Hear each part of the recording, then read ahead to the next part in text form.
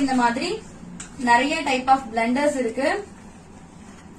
இந்த மாதிரி குட்டி குட்டி பிளெண்டர் நம்ம எதுக்கு யூஸ் பண்ணுவோம்? ரொம்ப மைன்யூட் பார்ட்டுக்குலாம் இந்த மாதிரி குட்டி குட்டி பிளெண்டர்ஸ் யூஸ் பண்ணுவோம். இது வந்து பாத்தீங்கன்னா உங்களுக்கு இந்த இடத்துல மட்டும் மைன்யூட்டா நீங்க பிளெண்ட் பண்ணணும்.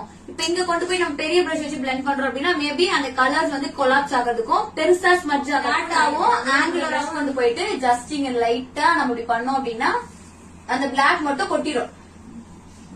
அதுக்கப்புறமா அந்த இடத்துல நம்ம என்ன சொல்லிருக்கோம், பிராண்ட்லயும் காமிக்கிறோம்.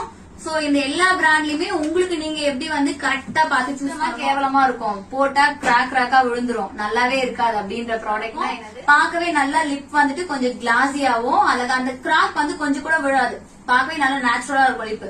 சோ லிப்ஸ்டிக்ல நம்ம மெயினா அதான மிக்ஸ் பண்ணி வைக்கும் போது உங்களுக்கு எப்படி இருக்கும், பினிஷிங் சூப்பரா இருக்கும். சோ எப்படி எதோட எதை மிக்ஸ் பண்ணணும் அப்படின்றதுதான் சீக்ரெட்டே. சரி.